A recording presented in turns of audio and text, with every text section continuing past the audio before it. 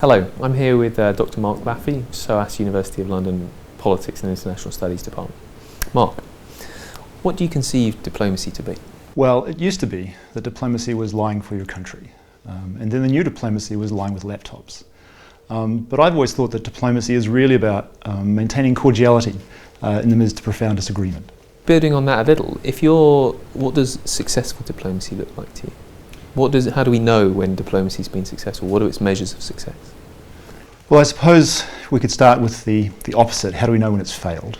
Okay. So the United States stopped talking to Cuba sometime in the 1960s and only recently started talking to them again after the best part of half a century. So I think diplomacy has failed when you no longer have communications, when you no longer have contact, when you no longer have any kind of ongoing dealings with people that you care about whose actions you're actually profoundly interested in. So I think that's sort of the limit case. Diplomacy is often understood as being about success, as about getting to yes, those sorts of things. And that's true, but I don't think diplomacy is the same thing as negotiation. Diplomacy is about maintaining communications and contact in the midst of ongoing disagreements. So we'll just pick up on your distinction there between diplomacy and negotiation. Perhaps just expand on that a little. Well, negotiation is about convincing other people that their interests are in fact your interests. And of course, that's a large part of what diplomacy consists of. But if you think about what the day-to-day nature of diplomacy is, I think in the 20th century, one of the things that we've seen is a massive institutionalization of world politics in a way which I don't think is often picked up on when people think about diplomacy. So what do people spend most of their time talking about? They spend most of their time talking about trade, economic kinds of matters. And you see this institutionally as well. So when I first started working for the New Zealand government, I was in the Department of Trade and Industry. Very shortly after I left, my section, which was devoted to trade relations, was gobbled up by the Ministry of Foreign Affairs. So that became the Ministry of Foreign Affairs and Trade, or MFAT for short. And I think that's symptomatic of a transformation that you've seen in diplomacy over the course of the 20th century. So diplomacy is increasingly about trade, economic relations and so forth. In that context, yes, of course, there are negotiations, there are efforts to get to certain kinds of positions. But those negotiations, those discussions are ongoing, they're constant. And you add in modern communications, which makes it much, much easier to do that. I can recall when the New Zealand trade mission had to send all of our cables to the Ministry of Foreign Affairs because they controlled the cable machine. And the cable machine sent the cables to our negotiating team in Geneva. And naturally, because they had control of it, they had the last word on what could be said.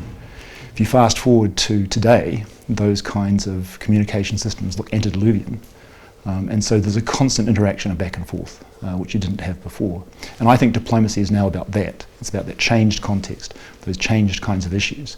And yes, of course, you do see spectacular moments where there's a crisis, as in Ukraine, for example, where people are shuttling back and forth, and it's all very serious and dangerous and those sorts of things. And that's part of diplomacy too. But I think the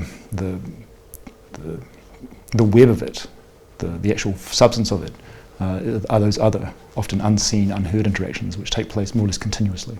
We pick up on some of the perhaps alternate ways of looking at failure. So you said there that failure is an absence of dialogue in the US-Cuban example.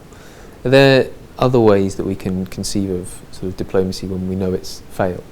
My favourite diplomat is Sergei Lavrov. He's the foreign minister of Russia. And I like him, partly I just like the fact that he's funny. He'll make jokes.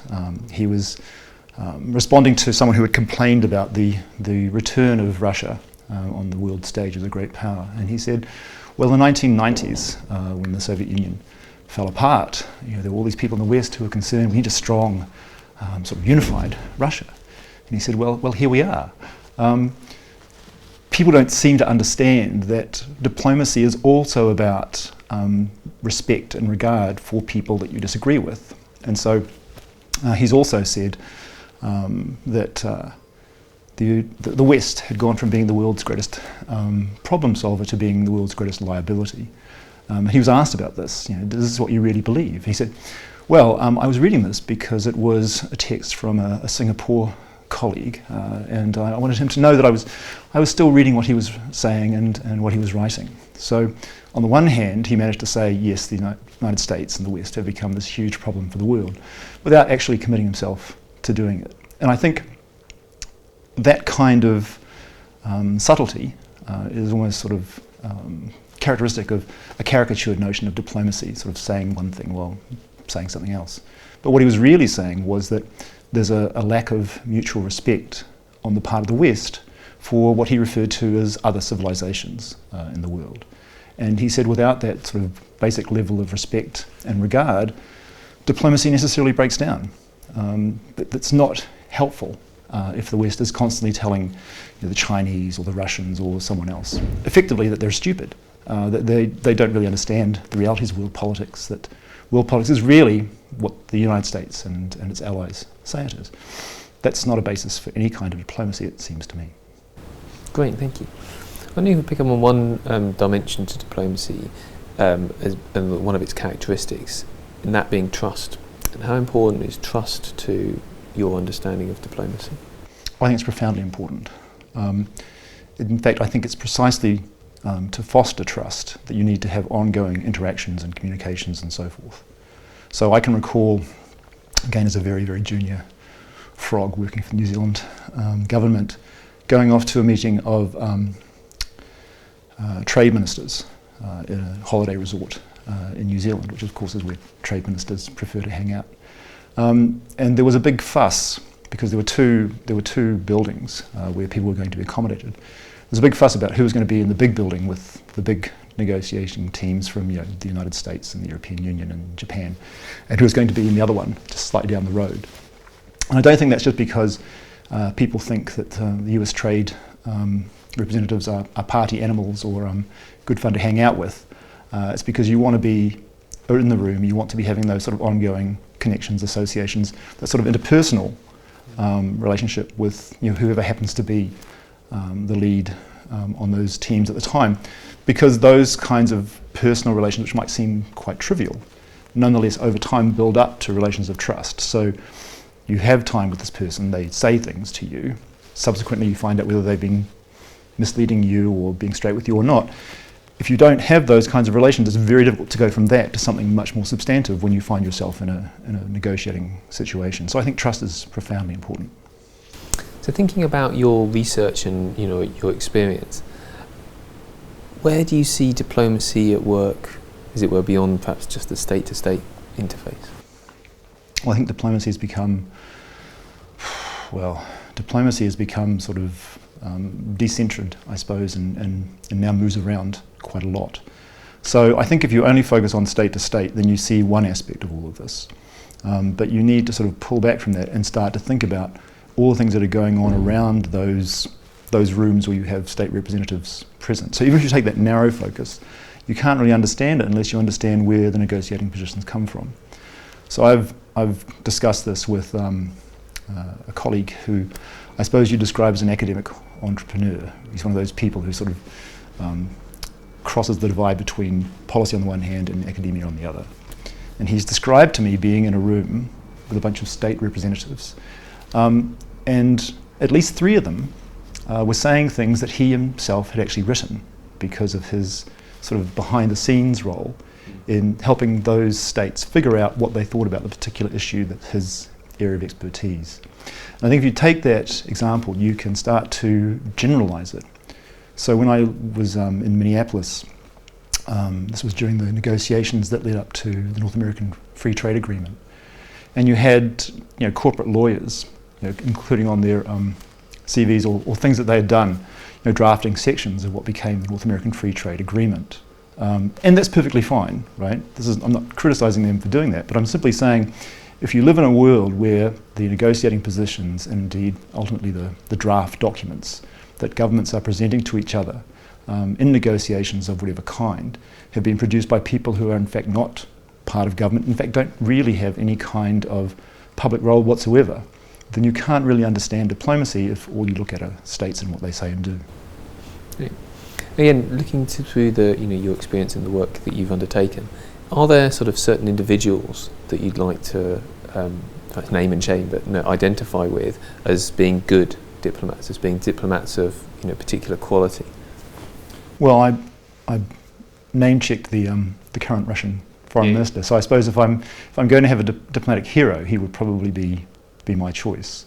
That's not simply because I think a lot of the positions that Russia has taken in relation to Ukraine, let's say, have been, in contrast to the other side, fairly straightforward and have a better grasp of the facts and the history than what one tends to get from Western representatives.